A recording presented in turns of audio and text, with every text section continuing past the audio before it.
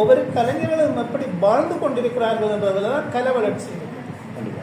அந்த நாட்டு அரச கட்டமைப்புகளோ அல்லது நிர்வாக கட்டமைப்புகளோ கலைகளை வளர்க்க போவதல்ல. அங்கே அந்த கட்டமைப்புகள் ஒவ்வொரு மனிதர்களும் பொருளாதாரத்தை வளர்த்தெடுத்து அந்த மனிதர்களுக்குள்ள இருக்கிற மனம் அமைதியடைந்து ஆறுதல் அடைந்து அது கலையை சுவைக்கக்கூடிய அளவுக்கு மாறினால் கலைஞன் நிம்மதியாவான், கலை வெளிப்படும், கலை வளர்ச்சி அடையும்.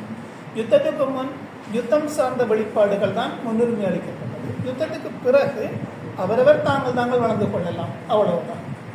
ஆக யுத்தத்துக்கு முதல் யுத்தத்துக்கு பின் கலை வளர்ச்சிகள் இந்த ஆய்வு பார்க்க, உதாரணமாக பல்கலைக்கழகங்களாக இருந்தாலும் சரி அல்லது பத்திரிகை ஊடகங்களாக இருந்தாலும் சரி, கலை வளர்ச்சி என்ற விரைக்குள்ள கலை இப்போதைக்கு எப்படி வாழ்ந்து கொண்டிருக்கின்றது தான் பார்க்கப்படுவதை ஒழிய கலைஞர் எப்படி வாழ்ந்து கொண்டிருக்கிறான்ன்றது யாருமே பார்க்க. கண்டிப்பா அது இப்ப இந்த உலகத்துல அது பார்க்கிறது ஒரு குறைவாக இருக்கிறது சொல்லலாம்.